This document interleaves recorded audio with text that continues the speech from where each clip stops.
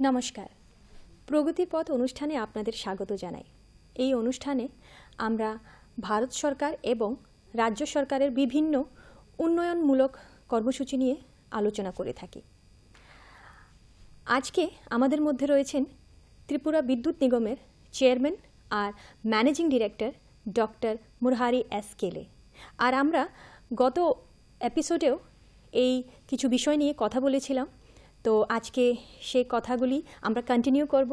तो स्वागत जानाई सर आपने तो पिछले एपिसोड में हम सर बहुत कुछ आपके मतलब आपने जो ग्राहकों के सुविधाओं के बारे में आपने बताया, तो मैं आज जानना चाहूँगी ये जो रेवेन्यू सिस्टम जो है, रेवेन्यू मैनेजमेंट सिस्टम क्या है और इससे ग्राहकों को क्या सुविधाएं हो सकती हैं।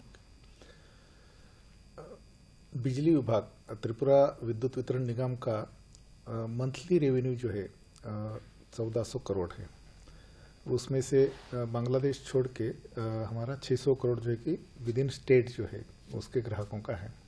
जैसा मैंने बोला कि 9-9.25 लाख ग्राहक जो है उसका रेवेन्यू आता है।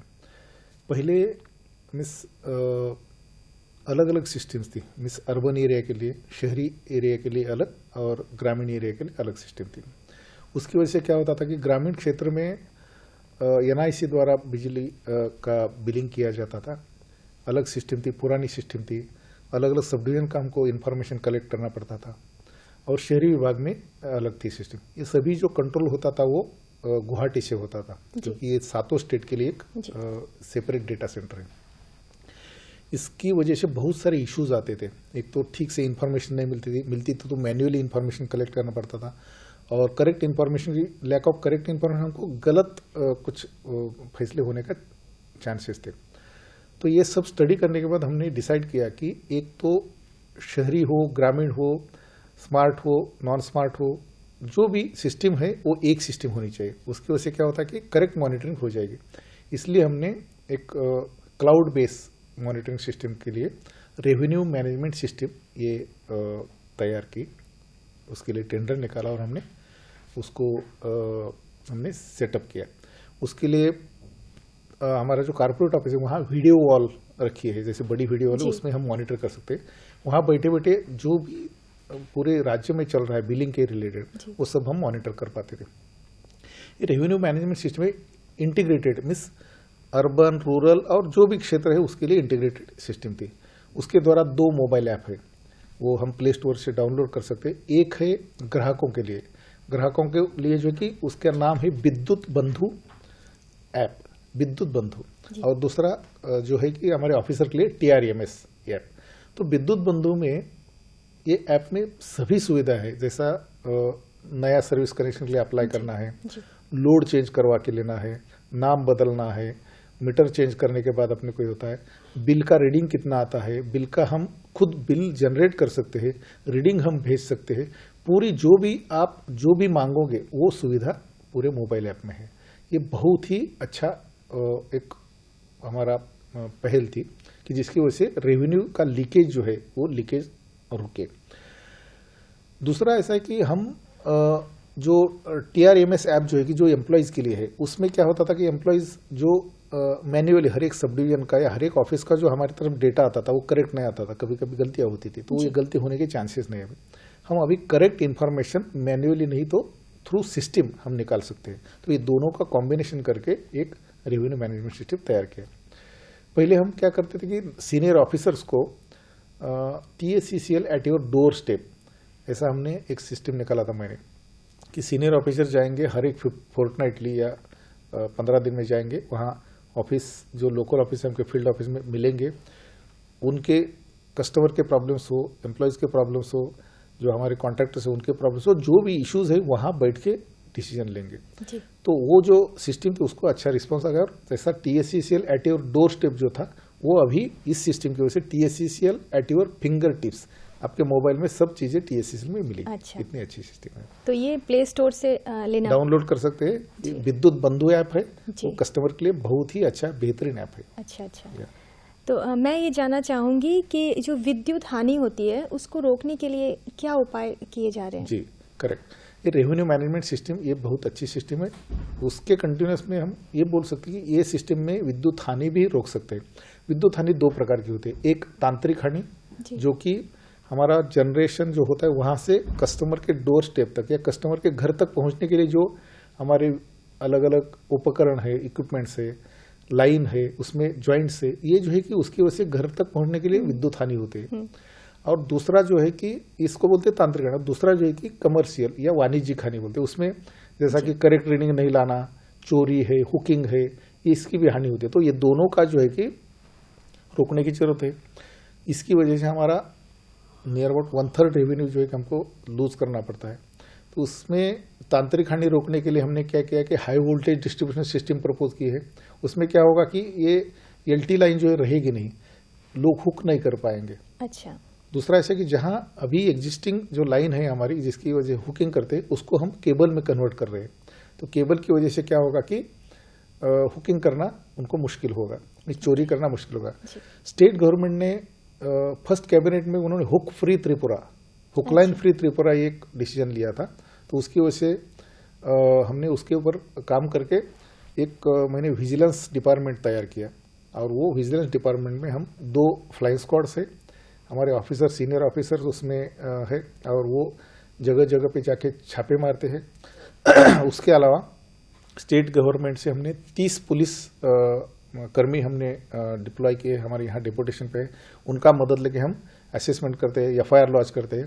और अभी फिलहाल जो हम पुलिस कंप्लेंट लॉन्च करते हैं विद्युत चोरी के अगेंस्ट में, उसके लिए हम स्पेशल पुलिस स्टेशन की मांग की है, तो उसका भी सरकार के इसमें कंसिडर कर रहे हो भी। तो ये स्पेशल पुलिस स्टेशन मतलब किस लिए? स्पेशल पुलिस स्टेशन मीन्स इसका मतलब है कि इलेक्ट्रिसिटी एक्ट 2003 में प्रोविजन है कि स्पेशल कोर्ट्स या स्पेशल पुलिस स्टेशन की सुविधा है। इसमें क्या होता है कि बहुत मेजर अगर चोरी होती है तो वहाँ जो एग्जिस्टिंग पुलिस स्टेशन है उनमें क्या होता है कि वहाँ ज़्यादा प्रेशर आता है क्योंकि एग्जिस्टिंग क्राइम्स उनको हैंडल करने पड़ते हैं। उसके अलावा विद्युत के क्राइम बहुत सारे हैं तो उनके ऊपर प्रेशर नहीं है, इसलिए अलग पुलिस स्टेशन करने की सुविधा या उसमें है। तो बिजली की चोरी की रोकथाम के लिए आपने जो कहा हानि के साथ साथ ये इन चीज़ों का आप लोग मॉनिटर करते हैं। इसके अलावा जैसे कि आपने हुकलाइन की बात की कि त्रिपुरा में अब हुकलाइन कहने को लगभग नहीं के बराबर ही नहीं, ऐसा नहीं बोल सकते। एक्सट्रीम रूरल एरिया जो है कि वहाँ अभी भी कुछ प्रमाण पे है, इसलिए हमारा वहाँ अभी काम चल रहा है कि वहाँ भी हुक लाइन फ्री करे, उनको कनेक्शन दे दे। सौभाग्य में बहुत सारे हमने कनेक्शन दे दिए, तो जो हुक लाइन्स थे चोरी करके तो उसमें हमने नए कनेक्शन दिए, तो वहाँ भी हुक लाइन कम हो गया। उसके अलावा विद्युत हानि या चोरी रोकने के लिए हम क्या करते कि जो पेयर कंडक्टर बोलते कि जो हम हुक कर सकते हैं वो रिप्लेस करके हमने केबल लगाई है। उसके अलावा जो रेवेन्यू मैनेजमेंट सिस्टम में क्या है, मीटरिंग, बिलिंग और कलेक्शन, ये चेन बोलते हैं, तो वो चेन हमने स्ट्रॉन्ग की है। मीन्स मीटरिंग, करेक्ट मीटर लगाना, दूसरा ऐसा कि प्रॉपर उसका रीडिंग लेना, प्रॉपर बिलिंग करना और उसका कलेक्शन करना। ये भी सिस्टम को और एडवांसमेंट करते हुए हमने प्रीपेड मीटर जो है कि लगाने की अभी चालू किया है। 1,84,000 मीटर लगाए हैं, स्मार्ट मीटर लगे। तो ये सब चीज़ें एक एक जो है कि smart metering, prepaid metering, HVDS underground करना, केबल डालना, चोरी रोकने के लिए फ्लाइंग स्क्वाड भेजना, मीटर रीडिंग करेक्ट लेना, उसको बिल डिफरेंस, ये सब चीज़ें हैं कि कमर्शियल लॉस कम करने के लिए और टेक्निकल लॉस कम करने के लिए एडवांस इक्विपमेंट यूज़ करना, जो जॉइंट्स है वो करेक्ट करना, ये सब चीज़ें दोनों aggregate technical and commercial losses कम करने के लिए जरूरी है। पावर सेक्टर में निजीकरण और सुधारों की बहुत चर्चा होती है, तो इस बारे में थोड़ा बताइए। बहुत ही अच्छा सवाल है, वो बहुत ही चर्चा में है त्रिपुरा। क्या है कि इलेक्ट्रिसिटी एक्ट 2003 ये नया एक्ट आ गया और पावर सेक्टर में मेजर रिफॉर्म शुरू हो गए, मेजर सुधार शुरू हो गया। उसमें जनरेशन जो है कि जो बिजली निर्माण किया जाता है उसमें उसको डी लाइसेंसिंग कर दिया। दूसरा है कि ट्रांसमिशन में बहुत सारे प्राइवेट प्लेयर्स आ रहे हैं। डिस्ट्रीब्यूशन में कुछ जगह पे प्राइवेटाइजेशन किया, दिल्ली है, कुछ जगह मुंबई है, कलकत्ता में है, कुछ जगह पे फ्रेंचाइजीज मॉडल आ गया। फ्रेंचाइजी मॉडल में इट्स नॉट प्राइवेटाइजेशन, ये प्राइवेटाइजेशन नहीं, निजीकरण नहीं है। उसमें क्या होता है कि कोई एजेंसी जैसा कॉन्ट्रैक्टर हम कुछ काम के लिए लगाते हैं, वैसा एक कॉन्ट्रैक्टर है वो 10 साल के लिए लगाए, तो प्राइवेटाइजेशन नहीं है। ये बहुत बार यहाँ त्रिपुरा में एक क्या बोलते हैं कि गलत फहमी है कि ये निजीकरण है। ये निजीकरण नहीं, ये बात लगभग फैल गई है, हम बोल सकते हैं। वो गलत है, निजीकरण नहीं, ये है कि franchise means on behalf of TSCCL कोई काम करेगा, वो हम उसमें कोई इन्वेस्टमेंट करने की जरूरत नहीं, एम्प्लॉयज हमारे रखने की जरूरत नहीं, अच्छा। रेवेन्यू वो कलेक्ट करेंगे और हमको जो है कि इनपुट बेस में जहाँ फीडर पे हम मीटर लगाएंगे और उसमें जो भी यूनिट्स वो यूज़ करेंगे उसका हमको देना पड़ेगा, और उसकी वजह से बहुत सारा फायदा ही हो गया।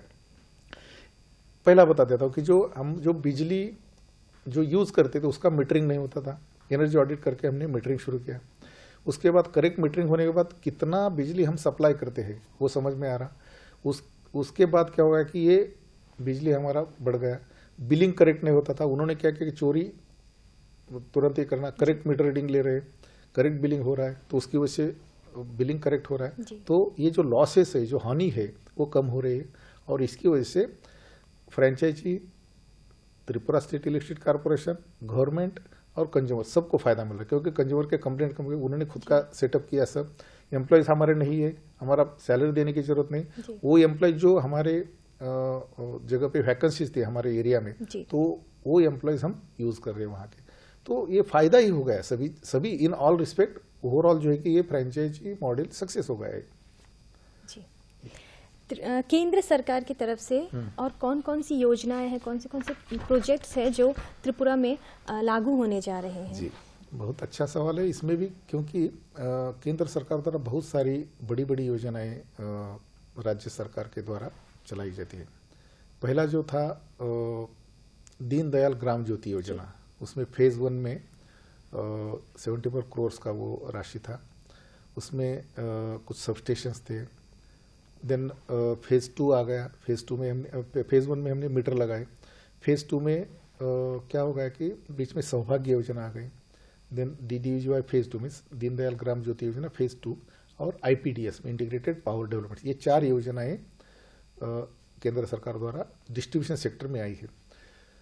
इस योजना द्वारा सभी ओवरऑल अगर देखा गया तो नए सबस्टेशंस खड़े किए।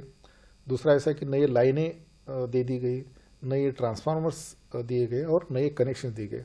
पहले मकसद था कि विलेज इलेक्ट्रिफिकेशन, उसके बाद हो गया हैबिटेंट या जो छोटे छोटे पाराज है, पाड़ा ही बोलते ना, तो वो है उसका इलाके छोटे इलाके जो विलेज से छोटे हैं उनका इलेक्ट्रिफिकेशन और इंडिविजुअल घरों का इलेक्ट्रिफिकेशन। तो 100% हाउस होल्ड इलेक्ट्रिफिकेशन, ये पूरा मकसद था इसके पीछे सौभाग्य और दीनदयाल ग्राम ज्योति योजना में। इंटीग्रेटेड पावर डेवलपमेंट स्कीम जो है कि ये शहरी इलाकों के लिए है। उसमें केबल डालना मीन्स ओवरहेड जो अंडरग्राउंड करना, जैसे हमने शहर में उसका किया है, या जो डिस्ट्रिक्ट हेडक्वार्टर है वहाँ हम अंडरग्राउंड कर रहे हैं। कुछ जगह पे हम 5 सबस्टेशन खड़े कर रहे हैं। तो ये इंटीग्रेटेड पावर डेवलपमेंट स्कीम का योजना, ये हो गए डिस्ट्रीब्यूशन सेक्टर में। इस 3 सेक्टर मैंने जैसे बोला था आपको, जनरेशन, ट्रांसमिशन और डिस्ट्रीब्यूशन। तो डिस्ट्रीब्यूशन सेक्टर में IPDS, दीनदयाल ग्राम ज्योति योजना, सौभाग्य, ये सब हो गए। ट्रांसमिशन सेक्टर में क्या होगा कि त्रिपुरा में पहली बार स्टेट का खुद का 400 kV 400 kV का नया सबस्टेशन आ रहा है। वो सूरजमल नगर जो अभी अपना ये इलाका है वहाँ नया सबस्टेशन है। उसकी वजह से पावर की रिलायबिलिटी बढ़ेगी, मीन्स जो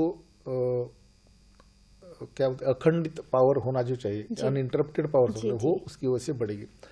उसके अलावा छोटी छोटी योजनाएं कि उसमें थोड़ा IT इनिशिएटिव लेके करना, कम्युनिकेशन बढ़ाना, ये योजनाएं छोटी छोटी भी। तो ट्रांसमिशन सेक्टर में जो इंफ्रास्ट्रक्चर आप मतलब ये और कितना डेवलप हो रहा है, इसके बारे में बहुत बड़ा सेटअप हो रहा है उसमें।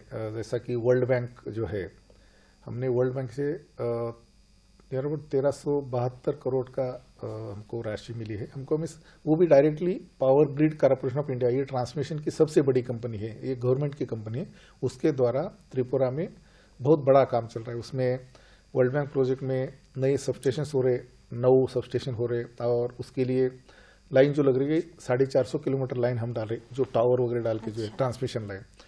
उसके अलावा जो पावर ट्रांसफर, हर एक बड़े सबस्टेशन में पावर ट्रांसफर होते हैं, उसका ऑगमेंटेशन या उसके क्षमता में वृद्धि की जा रही है।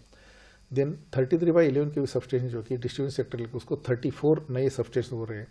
तो और नया लाइन डाला जा रहा है कि वो सबस्टेशन के लिए। तो ये सब मिला के ये 4-5 साल में नियर अबाउट 80% जो इंफ्रास्ट्रक्चर वो बढ़ेगा उसकी वजह से। अच्छा। सबस्टेशन आएंगे, लाइन आएंगी, ट्रांसफार्मर्स आएंगे, बिजली की वृद्धि होगी, जो लंबे लंबे फीडर्स है वो कम हो जाएंगे। तो ओवरऑल जो है कि पावर रिलायबिलिटी बढ़ेगी और इसकी वजह से ट्रांसमिशन में 400 के भी सबस्टेशन पे आ रहा है। दूसरा ऐसा कि पुरानी लाइन थी अगरतला टू रुकिया बहुत इंटरप्ट होती थी, वो लाइन के लिए हमने एडवांस टेक्नोलॉजी करके HTLS कंडक्टर, हाई टेंशन लो सैग, अच्छा, ये टेक्नोलॉजी यूज करके हमने कंडक्टर बनाया, तो तब से एक भी इंटरप्शन नहीं हुआ। वैसा ही हमने बहुत पुराना 13 साल से एक इशू पेंडिंग था अम्बासा टू गंडाचरा। गंडाचरा बहुत ही एक्सट्रीमली रिमोट इलाका है, हाँ, तो वहाँ जो हमारे आदिवासी भाई बहन है वो उनको लिए बहुत ही बिजली का प्रॉब्लम था। तो हमने अभी अम्बासा से गंगानगर तक ये नया लाइन डाला है। गंडाचरा तक शायद, गंडाचरा हाँ जी। गंडाचरा तक अभी काम चालू है। अच्छा अच्छा, अभी बीच में ऑनरेबल CM और डिप्टी CM ने उसका इनॉग्रेशन किया, तो अम्बासा टू गंगानगर तक पूरा हो गया, गंगानगर टू गंडाचरा अभी चालू है। वो होने के बाद वहाँ पावर सप्लाई जाएगा ना, ये जो बीच में ही काम करने के बाद बहुत सारा वहाँ सुधार हो गया। तो ऐसी लाइनें हमने ट्रांसमिशन के सेक्टर में की है। अच्छा, आप वर्ल्ड बैंक के बारे में आप चर्चा कर रहे थे जो अभी वही उसके बताया। प्रोजेक्ट के बारे में, जी। तो ADB के बारे में थोड़ा बताइए, उनके जी। प्रकल्पों के बारे में। वो भी वर्ल्ड जैसा ट्रांसमिशन सेक्टर में ये वर्ल्ड बैंक का सहायता लेके हमने काम किया, वैसा एशियन डेवलपमेंट बैंक जो उनकी द्वारा भी हमने 1925 करोड़ का हमने सैंक्शन लिया है। वो भी मुझे अभिमान से कह सकता हूँ कि हमारा जो प्रोजेक्ट है वो सबसे एडवांस है, बहुत जल्दी होगा। हिस्टोरिकली इतना ही कि भाई हम 6 महीने में तो सैंक्शन ले लिया उसका, सभी जो मिनिस्ट्री ऑफ होम अफेयर्स हो, एक्सटर्नल अफेयर्स खासतौर हो, पर त्रिपुरा के लिए। जी जी, नीति आयोग हो, मिनिस्ट्री ऑफ पावर हो, उनसे सबके कोऑर्डिनेशन करके वो प्रोजेक्ट लाया है हमने। उस प्रोजेक्ट में जैसा दीनदयाल ग्राम ज्योति योजना या इंटीग्रेटेड पावर डेवलपमेंट स्कीम में जो लाइनें थी, वैसा हमने कन्वेंशनल प्रोजेक्ट नहीं किया। इसमें एडवांसमेंट आ गया, इसमें मेंटेनेंस में सबस्टेशन है तो सबस्टेशन में सुधार लाने की कोशिश की।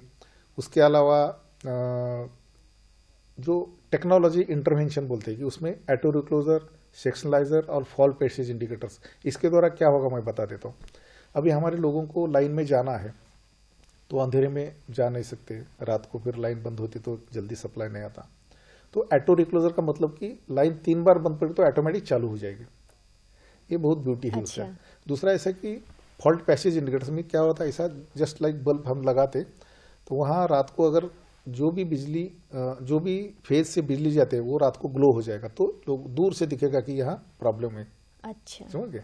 तो ये टेक्नोलॉजी हमने अडॉप्ट की है। उसके अलावा कवर कंडक्टर, जंगल से जो लाइन जाती है तो जंगल से लाइन जाती तो बहुत बार पेड़ गिरते हैं, उसको जो ब्रांचेस है वो लगती है, उसकी वजह से लाइन बंद पड़ती है। इसके लिए वो कवर कंडक्टर हो जाएगा। दूसरा जो ओवरहेड लाइन जो है कि उसके से इंटरप्शन है तो वो अंडरग्राउंड की जा रही है। केबल डाल ली जा रही है कि LT लाइन में air bunch cable, high voltage distribution system उसमें हुकिंग नहीं कर पाएंगे। अच्छा, ऐसे बहुत सारे एडवांसमेंट और टेक्नोलॉजी इंटरवेंशन की है। उसके अलावा जैसा स्मार्ट त्रिपुरा बनाने के लिए हमने स्मार्ट मीटरिंग की जो योजना है उसमें ले लिए। पिछले एपिसोड में आपने इसके बारे में चर्चा की थी जी। उसमें नियर अबाउट 2 लाख मीटर हम उसमें बिठाएंगे, तो पूरा ये मिला के 100% हमारी स्मार्ट मीटरिंग भी हो जाएगी, प्रीपेड मीटरिंग हो जाएगी, टेक्नोलॉजी इंटरवेंशन हो जाएगा। और ये सब चीज़ें जो है कि EDP में हमने कवर की, ये होगा डिस्ट्रीब्यूशन सेक्टर में। उसके अलावा डिस्ट्रीब्यूशन सेक्टर के 1925 करोड़ में से 1125 करोड़ डिस्ट्रीब्यूशन के लिए, 700 करोड़ जनरेशन के लिए क्या है। अच्छा, अभी रुखिया में हमारा जो जनरेटिंग स्टेशन है 63 मेगावाट का, उसको हम क्या कर रहे हैं कि उसका अपग्रेडेशन कर रहे हैं। इस अभी जो टेक्नोलॉजी है उसको बोलते हैं ओपन साइकिल टेक्नोलॉजी। उसमें जो वेस्टेज होता है जी, स्टीम वेस्टेज होता है, हीट वेस्टेज होता है, तो उसका यूज करके हम कंबाइन साइकिल टेक्नोलॉजी यूज करके उसके द्वारा 63 मेगावाट का हमारा उसकी जो क्षमता है दुगनी होगी और उसकी एफिशिएंसी बढ़ेगी और सेम गैस क्वांटिटी से हम सस्ते बिजली हम प्रोड्यूस कर सकेंगे। ये उसकी EDP की ब्यूटी है। अच्छा जी, बांग्लादेश को हम बिजली बेचते थे जी तो उसका प्रेजेंट स्टेटस क्या है? जी, बांग्लादेश का 5 साल का एग्रीमेंट था हमारे साथ जी, तो वो अभी खत्म हो गया था मार्च 21 में। तो उसके लिए हमने निगोशिएशन किया और बहुत अच्छी तरह से 3-4 बार मीटिंग हो गई। I was part of that. तो पहले जो है कि हमने जो ये किया था 2016-17 में, तो उसका रेट था 5 रुपये 50 पैसा और 5% बांग्लादेश के लिए। बांग्लादेश के लिए। और हमारा जो अभी जो हमने निगोशिएट किया तो 6 रुपये 27 पैसा रेट करके और 2% एस्केलेशन, तो बहुत अच्छा निगोशिएशन हो गया है।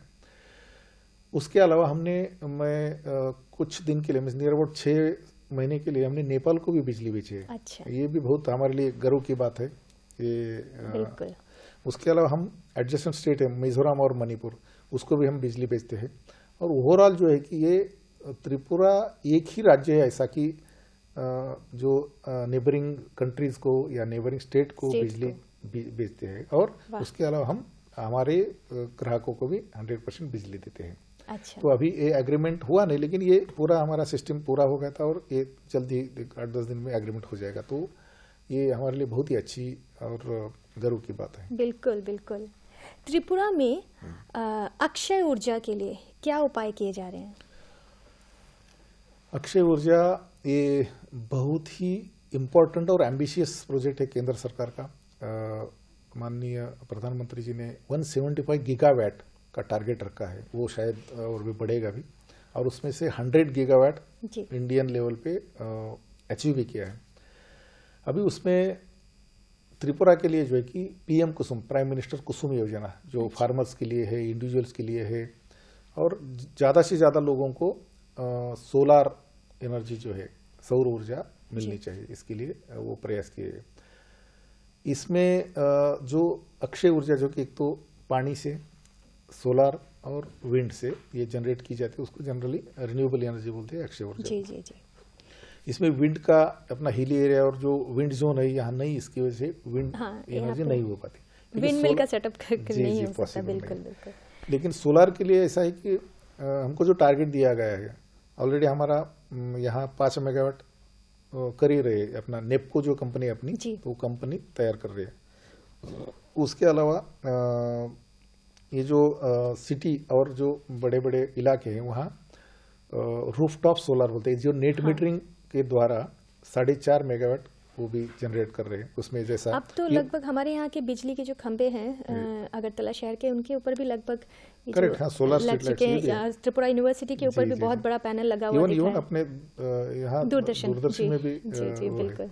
त्रिपुरा यूनिवर्सिटी है, दूरदर्शन है, रामकृष्ण मिशन है, एयरपोर्ट है, ये सब जगह पे नेट मीटरिंग की फैसिलिटी की है। और ये हम ज़्यादा से ज़्यादा लोगों को हम फैसिलिटेट कर देंगे, आप ले लीजिए और अच्छा उसमें ग्रीन एनर्जी का प्रोडक्शन कीजिए। उसके अलावा जो फार्मर्स है, फार्मर्स के लिए हमारे लिए 2600 टारगेट था, तो वो नियर अबाउट पूरा हो गया। और ये solar energy, wind energy, Akshay ऊर्जा ये करने के लिए separate agency government of Tripura की है, ट्रेडा बोल के, Tripura renewable energy development agency. तो उसके द्वारा बहुत सारा काम होता है कि सोलार चूल्हा है या कुछ क्या बोलते हैं उसको, टेबल लैंप्स है, अलग अलग जो सोलार के जो इक्विपमेंट गवर्नमेंट की तरफ से भी मुहैया करवाई जा रही है। जी बिल्कुल बिल्कुल, ये हो गया। उसके अलावा एक बड़ा प्रोजेक्ट हम सोच रहे लाने के लिए, उसका एक डिस्कशन में है नेशनल हाइड्रो पावर कॉरपोरेशन के साथ, कि हमारा जो डुम्बूर है कि जहाँ हमारा एग्जिस्टिंग सेटअप है हाइड्रो जनरेशन है, उसका जो कैचमेंट एरिया है जहाँ पानी जो आता है डुम्बूर लेक होता है जी, तो लेक में फ्लोटिंग सोलार, अच्छा, ये एक अच्छा कंसेप्ट है, हमारे यहाँ पहली बार होगा। ये इससे क्या फायदे होंगे? ये जो है कि सोलार जो एनर्जी है कि जैसा उसके लिए जमीन लगती है, यहाँ बहुत सारी जगह पे जमीन नहीं है, तो फॉरेस्ट है, तो इसकी वजह से प्रॉब्लम आता है। तो वो पानी का यूज हो जाएगा, पानी में फ्लोटिंग सोलर, वो तो तैरते रहेंगे और उसके ऊपर ही सोलर रहेंगे। तो नियर 50 मेगावाट का उसका पोटेंशियल है। उसके लिए भी हमारा चर्चा चल रही है। और जितना ज़्यादा हो सके उतना ऐसी अक्षय ऊर्जा या रिन्यूएबल एनर्जी की ज़रूरत है। और उसके ऊपर TSCCL भी प्रयास कर रहे हैं, गवर्नमेंट ऑफ त्रिपुरा प्रयास कर रहा है, और उसके लिए separate agency Tripura state government की भी काम कर रही है उसमें। बिल्कुल। आप थोड़ी देर पहले वर्ल्ड बैंक के प्रकल्पों के बारे में कुछ बता रहे थे, तो और भी क्या स्टेप्स लिए गए हैं यहाँ पर ऊर्जा के क्षेत्र में और भी उन्नति करने के लिए? वही मैंने उसमें बोला आपको कि जैसे नए सबस्टेशन हो रहे, नई लाइनें हो रही है। जैसा बीच में हमारा मोहनपुर एक सबस्टेशन है, बहुत सारे जगह पे हमने 33/11 के सबस्टेशन इनॉग्रेट किए हैं। ऑनरेबल हमारे डिप्टी चीफ मिनिस्टर या हमारे जो मंत्री है उन्होंने ये किया है। एक सब्सिडी के लिए तो देश की जो अर्थ मंत्री है निर्मला सीतारामन जी, वो और हमारे सम्माननीय मुख्यमंत्री जी, उप मुख्यमंत्री जी, मिनिस्टर्स, उन्होंने मोहनपुर का सबस्टेशन इनॉग्रेट किया है। अच्छा। ऐसा नियर अबाउट 33/11 के सबस्टेशन है, EHV सबस्टेशन है, नए एग्मेंटेशन है, बहुत सारा काम यहाँ अभी हो रहा है विश्व बैंक के द्वारा भी जो फंडिंग मिल रहा है उसमें। अच्छा, IT इनिशिएटिव से स्मार्ट त्रिपुरा जो है और TSECL को क्या फ़ायदा हो सकता है? जी, इंस्टीट्यूशनल रिफॉर्म्स जब हमने सोचा था उसमें मैं त्रिपुरा में आने के बाद एक तो HR डिपार्टमेंट नहीं था हमारे यहाँ, IT डिपार्टमेंट नहीं था और विजिलेंस डिपार्टमेंट नहीं था, क्योंकि स्टेट गवर्नमेंट के पावर डिपार्टमेंट के बाद त्रिपुरा कॉर्पोरेशन हो गया। इसमें फिर हमने क्या किया कि IT डिपार्टमेंट इस्टेब्लिश किया, देन HR और विजिलेंस डिपार्टमेंट इस्टेब्लिश किया। HR डिपार्टमेंट का काम ये था कि रिक्रूटमेंट टू रिटायरमेंट तक सभी एम्प्लॉयज़ के रिलेटेड काम करना। दूसरा था विजिलेंस डिपार्टमेंट, जैसा मैंने जी बोला आपको, बताया था। और IT डिपार्टमेंट में भी हमने नए जो लड़के 5 साल जिसका एक्सपीरियंस है IT क्षेत्र में और थोड़े सीनियर लोग, ऐसा करके हमने एक बहुत अच्छा सेटअप किया, क्योंकि फ्यूचर जो है सभी क्षेत्रों में IT is the future for power sector. इसलिए हमने IT का डिपार्टमेंट सेटअप किया। उसमें एक तो रेवेन्यू मैनेजमेंट सिस्टम थोड़ी देर हमने पहले अभी इम्प्लीमेंट किया है, जी बिल्कुल। Smart customer care call centre ये इम्प्लीमेंट किया है, स्मार्ट और प्रीपेड एनर्जी ये भी एस्टेब्लिश किया है। ERP में एंटरप्राइज रिसोर्सेज प्लानिंग, उसके लिए हमने जो ऑफिस बोल सकते हैं, ऑटोमेटिक ऑफिस जो बोलते हैं, इसमें फाइनेंस मॉड्यूल है, मटेरियल मैनेजमेंट का मॉड्यूल, जो स्टोर में हम जो मटेरियल लाते हैं लोगों को डिस्ट्रीब्यूट वो है, और ये 4 मॉड्यूल है। ये तीनों मॉड्यूल के लिए ERP सोल्यूशन जो कि बहुत ही मॉडर्न टेक्नोलॉजी बोलते हैं, मॉडर्न टेक्निक है, तो वो हमने शुरू किया है। उसके अलावा हम इन फ्यूचर जो है कि स्काडा जो स्काडा में इसके ऑटोमेटिक मॉनिटरिंग हो जाता है कि लाइन कहाँ कितना फ्लो होता है, उसका वोल्टेज कितना है, करंट कितना है, मेगावाट कितना है, ये सब जो है कि बैठे बैठे हम मॉनिटर कर सकते हैं, स्काडा का उसके द्वारा ही कर रहे हैं। देन जैसा मैंने बोला कि online health monitoring system of the transformer का अगर फेल होता है तो उसका रीजन क्या है, तो ये चीजें उसके ये सब IT इनिशिएटिव के अंदर में ही आ जाती है। तो मैं एक और बात जानना चाहूंगी कि त्रिपुरा विद्युत निगम वैकेंसीज, उसके बाद रिक्रूटमेंट है, प्रमोशंस है और ट्रेनिंग के क्षेत्र में क्या काम कर रहा है? जी, जैसा मैंने बोला कि एक नया हमने डिपार्टमेंट एस्टेब्लिश किया, HR डिपार्टमेंट, उसके द्वारा हमने रिक्रूटमेंट, देन उसका ट्रेनिंग, रिटायरमेंट, उसके क्लेम्स, सभी चीज़ें कि एम्प्लॉयज़ के भले के बारे में, क्योंकि एम्प्लॉयज़ जो हमारे कंज्यूमर के लिए काम करते हैं और हमारा HR डिपार्टमेंट एम्प्लॉयज़ के लिए काम करेगा। तो उसके लिए हमने क्या किया कि रिक्रूटमेंट का प्रोसीजर थोड़ा एडवांस कर दिया। अभी तक क्या होता था कि जो भी लोग है कि जस्ट एग्ज़ाम लेना और उसको रिक्रूटमेंट करना, लेकिन हमने क्या किया उसको और ज़्यादा ट्रांसपेरेंट कर दिया। बहुत सारे स्टेट में और बहुत सारे PSU में ये किया जाता है, रिक्रूटमेंट जो करते हैं वो गेट अपेयर्ड लोग जो रहते हैं उसका गेट स्कोर जो है, जो एलिजिबल है, उसके द्वारा ये सेलेक्ट किया जाता है। जैसा कि नेशनल लेवल की एग्जाम है, graduate aptitude test in engineering, तो वो अगर पास हो गया, उसका स्कोर आ गया, तो वो 2 साल के लिए चलता है। तो हमने डायरेक्ट क्या किया, विदाउट एनी एग्जामिनेशन वो ये किया, एडवर्टाइज दिया, और उसके द्वारा जो भी टॉप मेरिट वाले लोग हैं उसको ले लिया। तो उसकी वजह से क्या हो गया कि एक नया ब्लड आ गया, नया सोच आ गई, नई टेक्नोलॉजी आ गई। एक दूसरा जो है कि अभी तक क्या होता था कि जैसे हम एक्सीडेंट्स होते थे, क्योंकि जो अनट्रेन्ड लोग हैं उसको क्या होता है कि हम ठीक से ट्रेनिंग नहीं दिया, उसको नॉलेज नहीं रहेगा तो एक्सीडेंट होगा। तो हमने क्या किया कि अभी इसके आगे जो लाइन स्टाफ जो है, टेक्नीशियंस जो है, वो ITI वाले भरे हैं, ITI इलेक्ट्रिशियन या ITI वायरमैन। तो उसमें क्या होगा फायदा कि एक्सीडेंट नहीं होंगे। और यही पहल जो है कि हर एक चीज़, ट्रेनिंग पॉलिसी की, ट्रेनिंग के लिए हम online training, offline training state के बाहर भेजते हैं, जो जो अच्छा है वो हम एम्प्लॉयज़ के लिए कर रहे हैं। हमारा खुद का एक ट्रेनिंग डिपार्टमेंट सेटअप किया सूरजमल नगर में। ये सब चीज़ें कि थ्रू HR डिपार्टमेंट कर रहे हैं। बहुत सारे इश्यूज जो है कि हमने रिजॉल्व करने का प्रयास चल रहा है। अभी उसमें CDC बोलते हैं हमारे यहाँ, करंट ड्यूटी चार्ज, तो just like it is like escalation और प्रमोशन। और अभी तो एडहॉक प्रमोशन हम दे रहे हैं, क्योंकि एक सुप्रीम कोर्ट में केस था, तो वो अभी एज गुड एज सेटल हो गया। तो उसकी वजह से गवर्नमेंट ने एक डिसीजन लिया कि एम्प्लॉयज़ को एडवांस प्रमोशन देते थे, बहुत सारे लोगों का प्रमोशन नहीं था, तो उसमें थोड़ा एक ये आया था कि नकारात्मकता आई थी, वो हमने रिजॉल्व कर दिया। जी, आप 32 साल से इस क्षेत्र में काम कर रहे हैं, तो कुछ शब्दों में अपने जो अनुभव है उसको साझा कीजिए, और अगर किसी तरह के अचीवमेंट्स TSECL को जो मिले हैं, मैंने सुना है अवार्ड्स भी मिले, उसके बारे में 2 शब्द में जी हमारे दर्शकों को बताइए। मेरा सही में आपने बोला कि 32 साल का अनुभव है इस सेक्टर का, और मुझे बहुत अच्छा लगता है कि ये काम करते हुए, और हर जगह पे हर क्षेत्र में हर डिपार्टमेंट में काम करते हुए मुझे बहुत एक गर्व महसूस होता है कि हर जगह पे कुछ ना कुछ नया करके एक फुटप्रिंट छोड़ने की कोशिश की। अगर कुछ चीज़ें इंपॉर्टेंट बताए तो मैं महाराष्ट्र में MSCDCL में काम करता था, तब वहाँ फ्रेंचाइजी में काम किया है, देन कमर्शियल में, डिस्ट्रीब्यूशन में, HR में काम किया, तो सब जगह का नॉलेज मिला। एक दूसरा, मध्य प्रदेश में मैं डायरेक्टर टेक्निकल था, वहाँ हमारे जो कंपनी है वहाँ सौभाग्य 100% सबसे पहले देश में सबसे पहले वो कंपनी थी कि हमने वो पूरा किया था, इसलिए हमको 100 करोड़ का अवार्ड मिला था मिनिस्ट्री ऑफ पावर से। देन स्मार्ट मीटरिंग का पहला प्रोजेक्ट जो है देश का स्केलेबल प्रोजेक्ट, वो मैंने किया था। अच्छा, वो भी मुझे बहुत गर्व महसूस होता है। यहाँ भी आने का जो नई नई चीज़ें जो है कि जो भी रिफॉर्म्स है वो अच्छे काम करने के लिए हमने यहाँ भी पहल की, उसका कॉग्निजेंस भी लिया गया स्टेट लेवल पे या सेंट्रल लेवल पे, उसके लिए हमें भी मिनिस्ट्री ऑफ पावर से अवार्ड मिला, then Indian chamber of commerce से अवार्ड मिला, then ISGF means India smart grid forum से हमारे जो पायलट प्रोजेक्ट था स्मार्ट मीटर का, उसके लिए अवार्ड मिला, स्कॉच से अवार्ड मिला, तो ऐसे बहुत सारे अवार्ड मिला। और ये सब ये करके हमारा जो पावर फाइनेंस कॉर्पोरेशन है कि जो इंडियन गवर्नमेंट की एक एजेंसी है, फंडिंग एजेंसी, तो उन्होंने हर एक इसका इवेल्युएशन करते, कैलकुलेशन करते, तो उसमें हमारा जो है जो कैटेगरी है C कैटेगरी में था त्रिपुरा, तो B कैटेगरी में लाया है। वाह, बहुत अच्छी बात सर, आप हमारे स्टूडियो में आए, बहुत बहुत धन्यवाद। और दर्शकों, आप लोगों को बहुत कुछ जानने को मिला होगा, और आप सबका भी बहुत धन्यवाद।